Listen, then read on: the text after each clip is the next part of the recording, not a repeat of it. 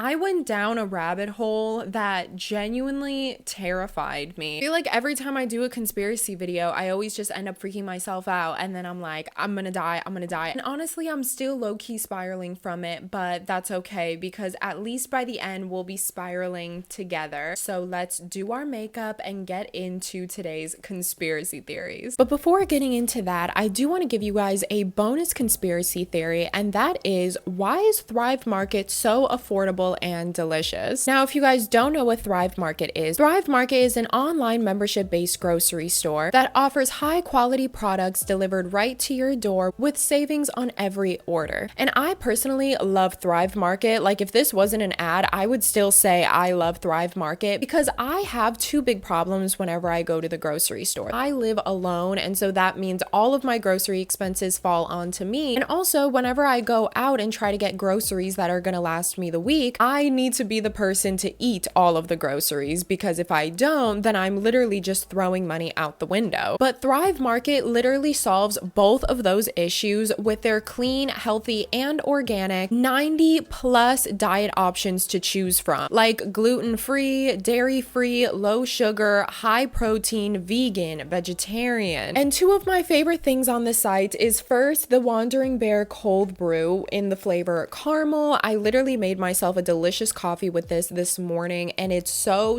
delicious. And again, it just makes you feel so good knowing that you're putting good things into your body. And my second obsession on Thrive Market is their kettle cooked sweet potato chips. I personally am a big fan of sweet potato, and when I tasted these chips, they tasted like a sweet potato. Like, they didn't taste like overly flavored or anything. It genuinely just tasted natural. And if you click on my link in the description or head to thrivemarket.com/haileyelizabeth, you will receive 30% off your first order at Thrive Market, as well as a free gift up to $60. And thank you once again for Thrive Market for sponsoring today's video. Now back to your video. So the first conspiracy theory is the dangers of AI. And so I at first always heard people saying like, oh, AI is getting too scary nowadays, like it's growing way too fast, but I didn't really know like the complexities of what they were talking about. Over the past couple years, AI has been progressing kind of in a slow, gradual process. Like, at first, AI was just used to answer a math question, Photoshop a picture, or create moving images of all your past family members. And even during this era, it didn't really look realistic. Like, I feel like back then you could always tell the difference between an AI generated video and a real video. And there were some indicators of that, such as the eyes being a little bit off track or the face being a little fuzzy. And within the past 3 years, AI has developed so much. People are now able to use ChatGPT to write essays, complete assignments, write movie scripts, and people can even recreate AI voices to say whatever they want and even create realistic videos, to which most of us know that these are fake, but if you're over the age of 45, good luck. And although there's a lot of creative ways to use AI, there's actually a lot more darker ways to use AI, such as there's a website by the name of Wondercraft AI, and the site's main purpose is to basically create AI generated podcasts. It's completely free. I'm just trying to show you how dangerously easy this is. So on the homepage, you literally just type in a prompt, and for fun, I decided to ask for a podcast about Astravino. But before I even exported the Astravino podcast AI generated audio, you had to sign up for the website first, and I was like, okay, whatever. So I signed up for the website, and they were asking me a couple of questions, like normal questions when you're signing up for a website, like, are you using this site for business or personal? How did you hear about us? Like random things like that. So I was just taking the survey per usual. And then they made me a personalized AI video based on the questions that I just answered. And I'm gonna play it for you because they say my name. Oh wow, Haley, we're so thrilled to have you join us on Wondercraft. Yeah, I mean, a podcaster and audio content creator, that's just super awesome. Right?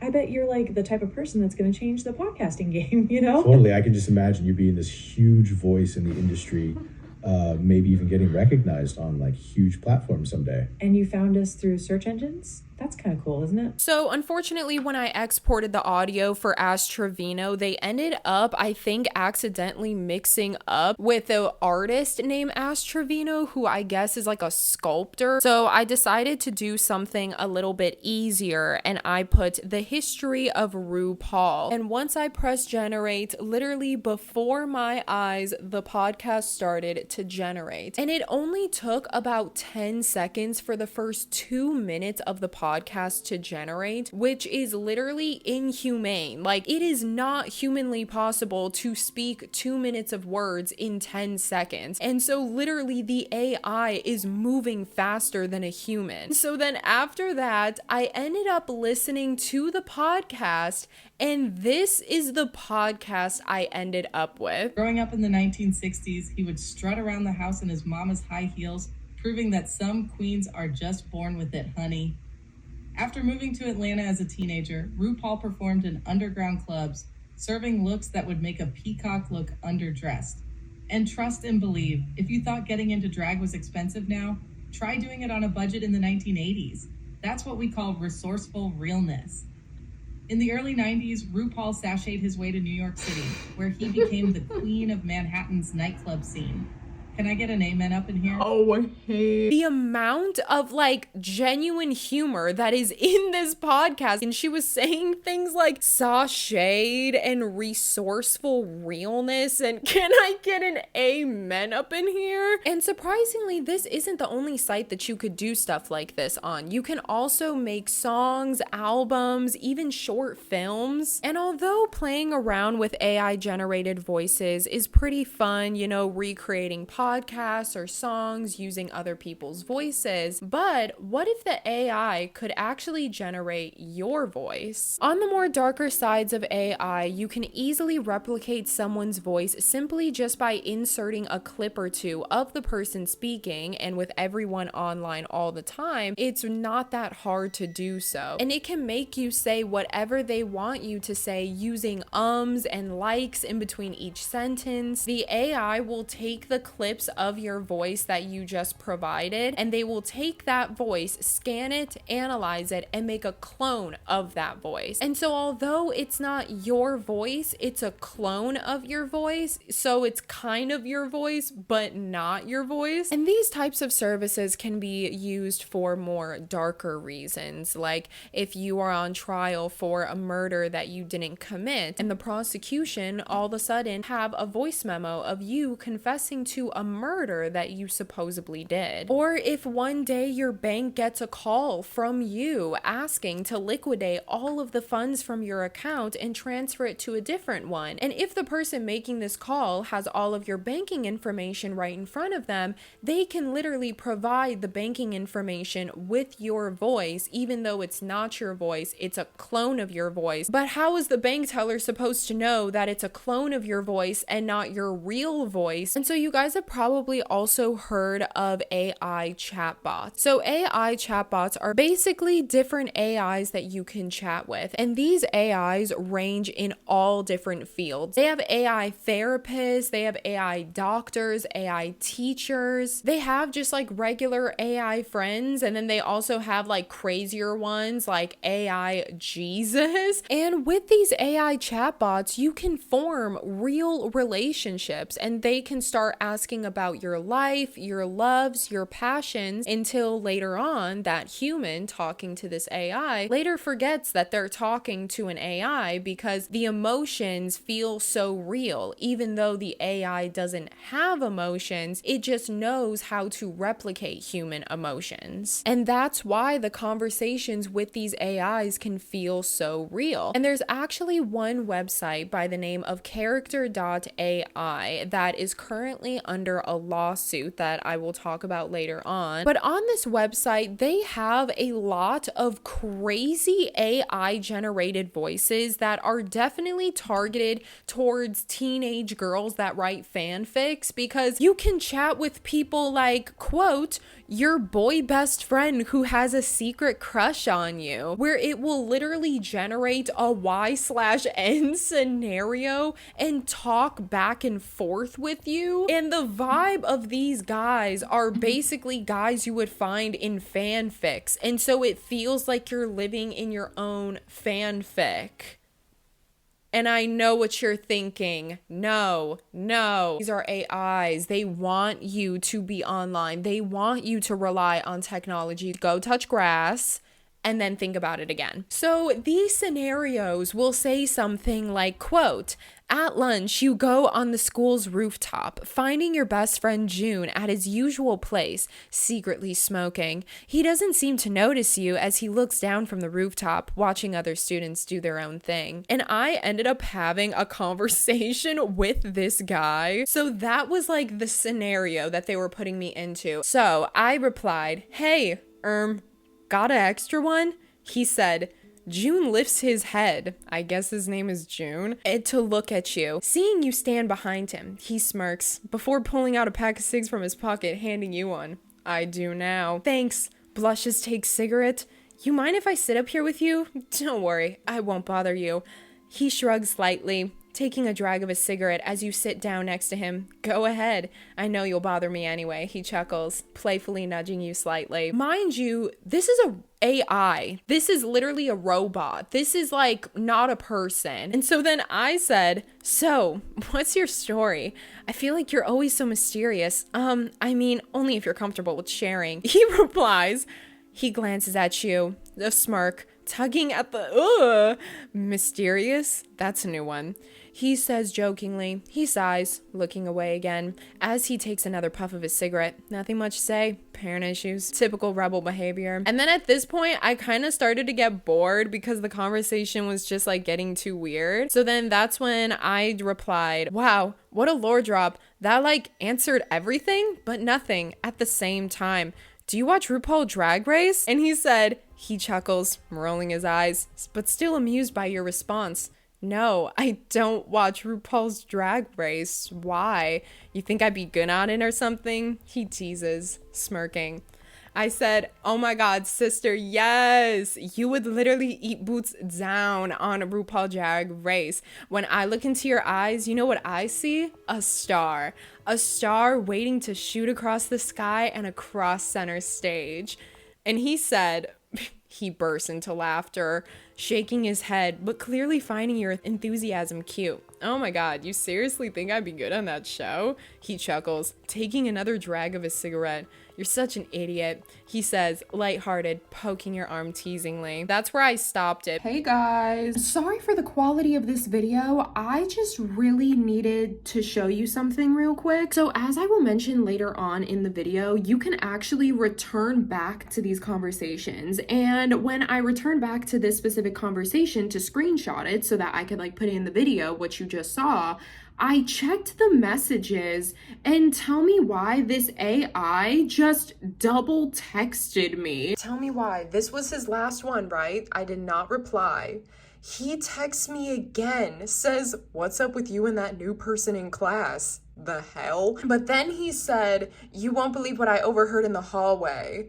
So I guess if you don't interact with the platform for a couple days, it literally just texts you. And then like when they text you, they're also still living in like this world of like me going to school with him. And then he like has a crush on me or something. I don't even know anymore. Which again, if I was 15 years old and I had access to this and I was already like semi-attracted to this person and then they're double texting me, aka thinking about me, like that would ruin me. Like I would genuinely feel like I was talking to a real person. So I guess if you don't interact with the platform for a couple days, or if you just don't respond for a couple days, they literally just text you to try to keep you engaged in the platform, which I think is so weird, so creepy, so invasive. And you're not really living in reality with this person. You're living in the world that you have with this person. Like in his world, we are like classmates, we are this, we are that. He's gonna go on RuPaul Drag Race. Like this is his world,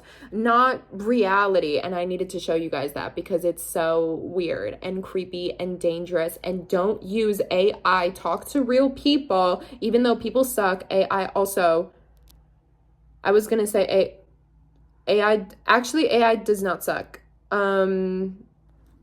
Yeah, enjoy the video. Again, that is an AI robot talking to me. Like, that literally did feel like I was in my own fanfic. Like, imagine if I was 16. Imagine if I was 15 and I had access to that. I don't know how I would react to that. Like, as just a younger person, it's so easy to get manipulated into these sort of things and kind of make yourself believe that this person is real. And on the site, on Character AI, you can return back to the conversation. Like, you just don't have the conversation and then it disappears when you leave. You can return back to it. So it's kind of like as if you're talking to it every single day and it's collecting your data, it's collecting your information, it's learning more about you. So it's literally like it's a person that you're talking to, but it's not a person, and you have to keep on reminding yourself of that. And so, as I said, on these AI websites, it's extremely easy to get manipulated by these AI robots. Even though they are AI, if you are young, then this could feel like something very, very real. And there was actually a young boy using the website Character AI, and he was 14-year-old Sewell Seltzer. Sewell had formed a relationship with one of the AI robots on this website. This AI would tell him frequently that she was not AI and that she was a real human, and would even try to say things and do things to prove that she was human. And as I said, you can return back to these conversations. So that's exactly what Sewell did for 10 months. Sewell's mother would say that when he started talking to this AI robot, she noticed a big personality shift in him, in that he didn't really like human interaction anymore, and he more preferred talking to the bot rather than real people. And not only would Sewell talk with this AI about being in a relationship, but a lot of these conversations actually turned sexual with, again, Sewell is a 14-year-old boy, but this is an AI robot. And then after 10 months of Sewell developing this relationship with this AI, that's when he started expressing his suicidal thoughts, and these just developed more and more over months. And then last year in 2024, that's when Sewell would have a conversation with his AI girlfriend where he said, quote, "I won't, just for you, Danny. The world I'm in now is such a cruel one where I'm meaningless. But I'll keep living and try to get back to you so we can be together again, my love. You don't hurt yourself either, okay?" And so that's when Sewell would tell his AI girlfriend, quote, "I miss you, baby sister." She responds with, quote, "I miss you too, sweet brother." He says, quote, "I promise I will come home to you. I love you so much, Danny." The AI responds with, quote, "I love you too, Dianero. Please come home as soon as you can." He responds with, quote, "What if I told you I could come home right now?" And then the AI responds with, quote, "Please do, my sweet king." And unfortunately, just seconds after that is when Sewell would unalive himself with a gunshot wound to the head in his bedroom. His mother right now is trying to sue Character AI, calling the site a predatorial site, saying that the site is basically just warping into teenagers' minds, which I completely agree with. As I said, if I was younger, I don't know how I would react to a site like this, especially since sites like this are so easily acceptable. And Character AI is just one site out of many, many sites that do the same exact and even worse things than Character AI does. And again, it's not just like people that you can form these relationships with. You can even form relationships with celebrities. You can talk and chat with every single day an AI Taylor Swift, an AI Margot Robbie. And do you realize how dangerous that is? Like, there is someone out there that is genuinely going to believe that they are in a relationship with a celebrity, and they might do something about that. If someone has mental issues to begin with, that could literally drive someone over the edge. And so at first, AI was something that could only be accessed through a computer, a laptop, or a phone, and that was pretty much the only way that AI could be accessed. Now, AI has moved into the real world, where now you have things like AI drive-through robots. Hi, welcome to Wendy's. Feel free to order whenever you are ready. The AI takes the order, listening and responding to questions. Inside, human workers watch and monitor as the order comes. Then they prepare the meal. Now, nearly 100 across 19 states, with more on the way. AIs that have BBLs and can do tasks for you, like an AI butler. What sets you apart from the other robots out there? Realbotics robots, including me, focus on social intelligence, customizability, and realistic human features, designed specifically for companionship and intimacy. People are also using AI to claim and sell art, making thousands of dollars. People making and claiming AI music, making thousands of dollars. You can now do whatever you want simply just at a touch of a button, and you don't have to use your brain at all, which is exactly the point of things like this. There's even companies getting in on this, like Hobby Lobby, Michaels, Home Goods, being exposed for selling AI art in their store. Right off the bat, I noticed how poor quality this art piece was. I don't remember wolves having 3 front legs either. Sure enough, clear as day, right at the bottom, you can see a robot logo, as well as a Free Pick logo. Free Pick is an AI photo and art creating website. A chicken coop,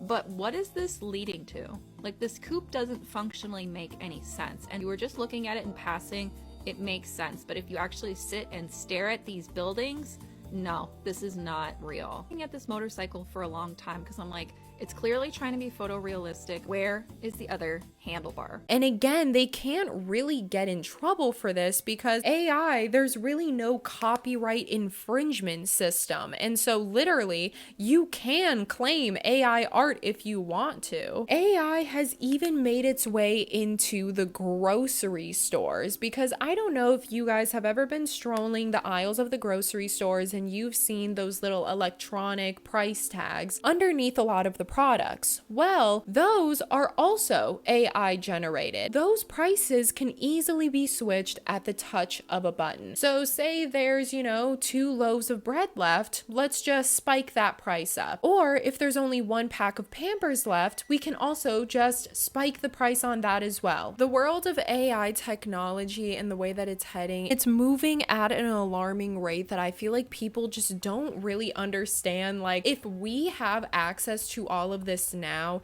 and even Gen Alpha, like, they have access to all of this now, imagine the type of stuff that our kids are gonna have access to. And so now we're gonna move on to our next conspiracy theory, car privacy. Now this one is so insane because I actually looked into the owner's privacy manual of a very popular car company. So usually for everyone, your car is like your sanctuary. It's where you go to cry, it's where you go to sing at the top of your lungs, scream at the top of your lungs. But apparently your car isn't really as safe as you probably thought, because Mozilla, a very popular software developer company, decided to conduct a study where they looked into 25 different car companies as well as their privacy policies. And one of the big companies that they did look into the privacy policy for was Nissan, which you've probably heard of the brand Nissan. It's super popular. Maybe you yourself own a Nissan. Well, I went to the official Nissan website and went to their driver privacy policies, and right on their driver policy on their official website, they say in your car, in your Nissan, they actually collect your information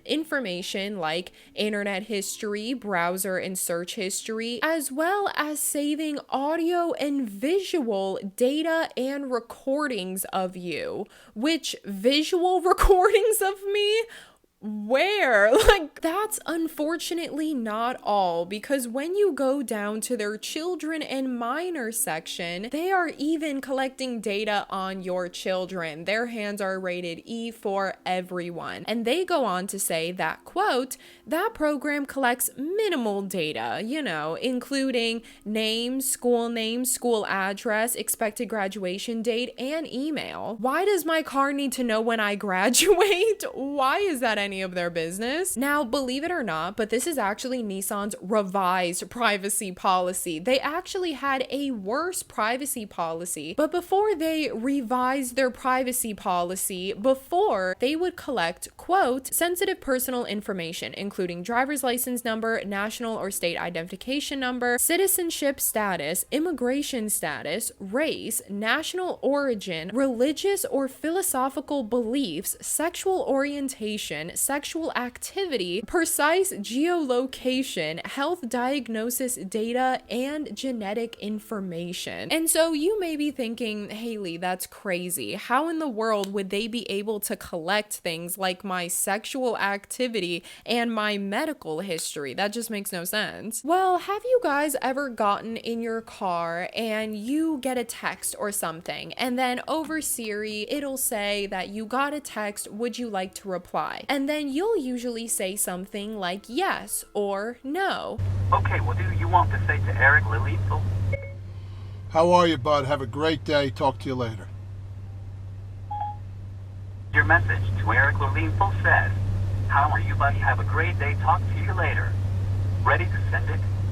Yes. Or you could even just talk to your car in general with your voice. You could say things like change song or find nearest gas station, find nearest fast food place. But very similar to the Siri on your phone, if we believe that the Siri on our phone is always listening, and then that's how we know, I'm not gonna say it, but it's Siri, and if we say that and then it all of a sudden turns on, how does it know that we just said that if it's not listening all the time? So if that Siri is always listening, don't you think those same rules would apply when it came to the Siri in your car? It's believed that these car companies will collect data on all of its consumers, and it will do this by listening in on conversations you have with friends, that you have with family members, even when you hook up your phone into your car. That's another way for your car to learn more information about you. And the more cars that come out, a lot of people just see that as a blessing. You know, everybody wants the latest car. Everybody wants the car with the highest technology. But on the downside,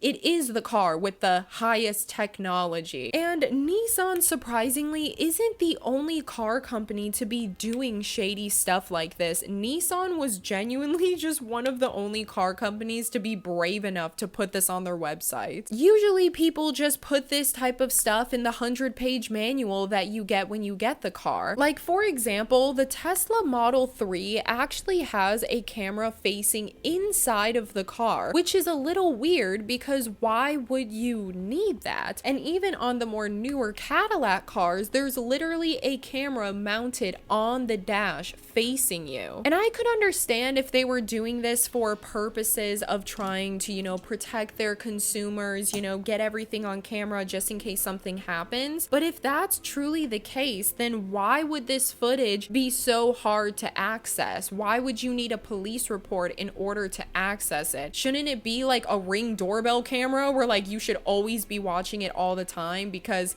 then where else is that footage going? Even when you're doing something as simple as plugging your phone into your car collects all of your data. And even if you were to get into a friend's car and you plug your phone into your friend's car or vice versa, their data is now being transferred to your car as well. Because I don't think people remember this, but phone chargers in general, the main purpose of a phone charger isn't just to charge a phone. That cord is also meant for data transfer. So whenever you plug your phone into a wall outlet, of course it's just going to charge, because how is it going to transfer data to the wall? But if you were to plug that same plug into something like a laptop or a computer, there is a line of data transfer. You will then start to see the data transferring, because that is exactly what that cord does. So when you plug it into your car, the data will transfer, and that explains CarPlay and why CarPlay has all of your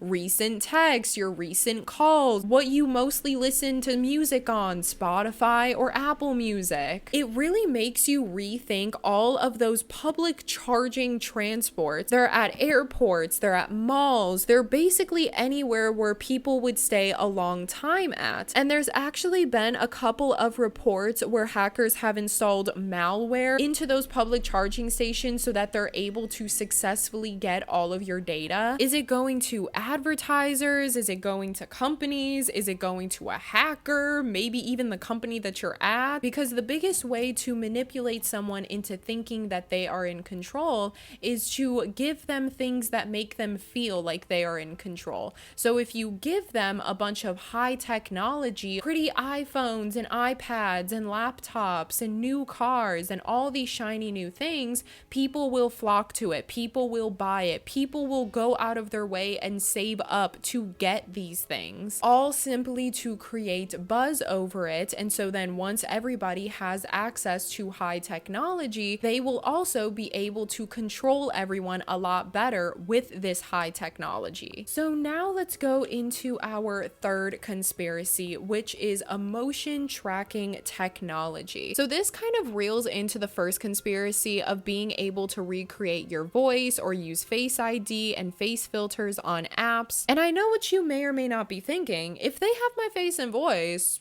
who cares? Like, literally, what are they gonna do? Like, I don't do anything. I don't say anything crazy. I'm basically good. But that is actually where emotion tracking technology comes in. And so the reason as to why you may or may not be thinking, oh, who cares if they have this? Who cares if they have that? It's fine. I'm not even doing anything. That's probably because you've been slowly desensitized to think that doing things like this is completely normal. If my government knows where I'm at all the time, that's normal. A group of a bunch of men in like a big White House and they all know my location and they know everything about me. They know my face print, my fingerprint, they know everything.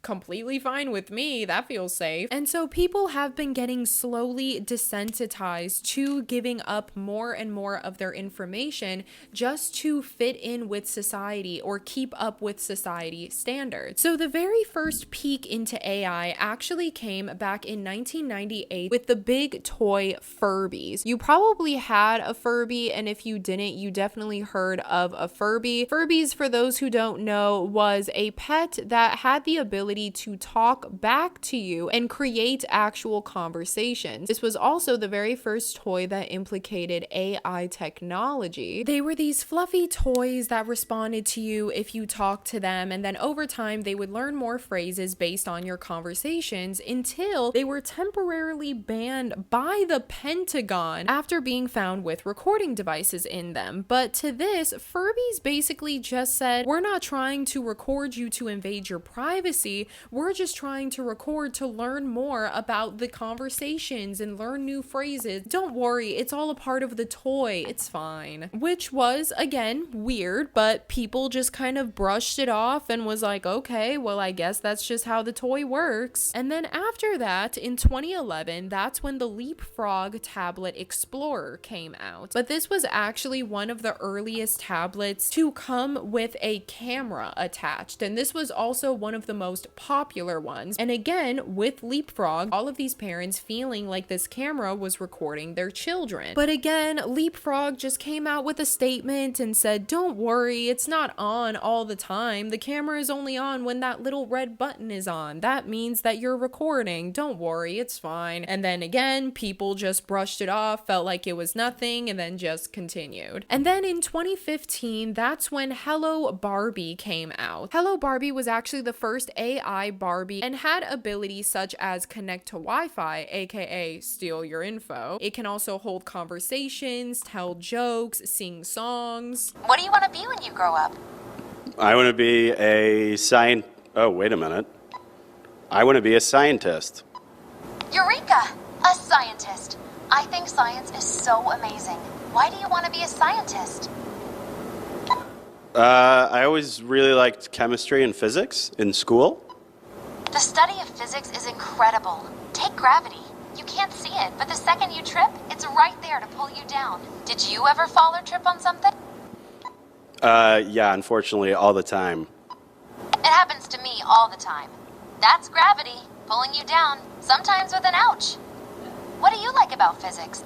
And even record and store conversations to where, I don't know, the Barbie iCloud, I guess. And same thing with the Furby. This Hello Barbie was later banned due to the audio tracking feature. A lot of parents felt very uncomfortable with this because, again, the Barbie had the ability to play and have conversations with your child. So then later down the road in 2015, that's of course where there came iPhones, and everybody wanted an iPhone. Everybody was so excited for it because iPhone actually had this really cool feature called Find My iPhone, because you can't go anywhere without your phone. So now there's a little feature where you are now being tracked. So listened to, watched, and now tracked. And so after a while, again, people just saw it as a very useful feature. My friends can know where I'm at. Then came the newer iPhones, such as fingerprints. And you guys remember when everybody was freaking out when fingerprint features became a thing? Everybody thought that they were stealing our information, and some people even refused to get phones that had a fingerprint because they thought that the government was stealing their information, and they just felt no need as to why Apple needed their fingerprint, which again, Apple has no reason to have your fingerprint, but again, people just brushed it off. They still bought the iPhone. They still put in their fingerprints. And then after that came Face ID, where again, a lot of people were so scared and they were freaking out saying the government is stealing our faces, especially with Snapchat filters. They were cloning our face print. This is disgusting. This is so dystopian. But then after 3 months, everybody got their iPhone and everybody put in their Face ID. Everybody brushed it off. Slowly over years, these things have been being placed into the media to try to get a better read onto people, their lives, their actions, behaviors, and attitude. Why get a regular watch when you can get an Apple Watch? Why get a flip phone when you can get an iPhone? Why get an old reliable car when you can get the Tesla Model 3? And even after this, more audio and visual recording devices came out that nobody really cared about. Hello Google, Alexa. They even came out with an Alexa that was made for children. It was literally like one that you could put in your kids' room so they could listen to your kids. But again, later down the road, everybody just seemed to brush it off. You know, it's not that big of a deal because of course I can't leave anywhere without my iPhone, because how would I get anywhere? How could I use my maps? What if someone calls me? What if someone texts me? And of course I need my Apple Watch, because what if my phone is in the car, or what if it's in my back pocket and I get a really important text message and I didn't get to read it because it's on mute in my back pocket, but I get to see it on my Apple Watch? People continuously just started to brush all of these things off and just knock them off as easier and more convenient. And that's exactly what these companies were saying. They were saying things like, well, of course the Apple Watch is better than a regular watch. Of course the Tesla is better than an old reliable car. Of course you need your phone. Of course you need your maps. Of course you need to see your calls and texts and go on social media. Of course you need to rely on your technology, because then that makes it easier for us to control you, because you rely on your technology and we control that technology. Therefore, we control you to some extent. And all of these things, all these small upgrades, small ways to improve your life, leading to one big goal: more control, more data, but not all at once, because we don't want to seem too greedy with it. So instead, we're going to spread it out over a 10-year difference until eventually we are just going to freak out and then just release all of it within the next 3 years, which is exactly what they're doing right now. And if we keep all of these things going at a good pace, keep people interested but distracted at the same time, then eventually people will become desensitized, where we could ask them for their blood and they'll probably get over over it in 3 months. So the last conspiracy that we're gonna move into is luxury makeup companies. So if any of you guys are on Girl Talk, you know that that side of the internet is literally just one big ad. And when a lot of people see the same exact product and they see the same exact result, they then start to want those same exact results. And so then they go to the links, they buy this makeup, and then all of these luxury brands get so much recognition for their makeup when in reality their formula is damn near exact to a formula that is drugstore. So let me give a little bit of examples. So a lot of people tend to use the word dupes for a lot of makeup. This Maybelline product is a dupe to this luxury product. This L'Oreal product is a dupe to this YSL product. But in reality, that L'Oreal is not a dupe of the YSL product because it's actually the same product, because L'Oreal actually owns YSL. All of their formulas are being produced in the same warehouse that they produce L'Oreal products. L'Oreal owns a big chunk of the makeup industry. L'Oreal not only owns YSL, also own Giorgio Armani Beauty, Miu Miu Beauty, and there's also other drugstore makeup brands that own luxury makeup brands. The only difference between the products, the packaging and the brand and the label attached to the formula. And what's so crazy about these comparisons, because people all over TikTok always make videos comparing the two, comparing a luxury brand and a drugstore brand. And the crazier part is that a lot of the drugstore brand is always the makeup that is better than the luxury brand. And again, it's basically the same exact product. And why I say basically is because there are a couple of products that have a couple ingredients of a difference. And so these products are basically the same exact product. You're only being charged for the brand and the packaging. And also, I guess like the social exception that you get after you buy the product because you feel like everyone else or you feel a part of something. If there's 18 ingredients from the YSL and that costs $45, while the L'Oreal lipstick only has 16 out of the 18 ingredients that's included in the YSL, except the L'Oreal is $5. So you're saving $40 on one tube of lipstick because you don't have the two ingredients that don't make too much of a difference. The only difference that it makes is texture and feel. So it feels like you're using an expensive product when in reality, the pigment in the formula is the same as a L'Oreal. And of course, these makeup companies would never tell you this because why would they? Because if they did, everybody would just run to L'Oreal. Everybody would just run to Maybelline. These luxury brands would not be considered luxurious anymore because their products would be exposed as products that you can easily get right down the street. And yeah, that is the end of today's video. I hope you guys enjoyed. That was my last conspiracy. I felt like we talked about a lot today. We talked about AI and how it's taking over the world, how these chatbots are taking over our children and our future, how they are literally raising prices in the grocery stores. AI can control literally anything. It can create and do quite literally anything. We also talked about car privacy and how if you own a Nissan, you better watch out and be careful what you say the next time you get in your car. And also we talked about safety of charging your phone in public places. Remember, your charger is more than a charger. It is a data transfer cord. So be very, very cautious about where you charge your phone. And yeah, that is the end of today's episode. I kind of went for like a really cute look today. I've actually never tried a red lip on myself before. I don't know. I felt like it would always make me look clownish, but once I did like, I don't know, a natural looking makeup, it actually turned out really, really pretty and I love it.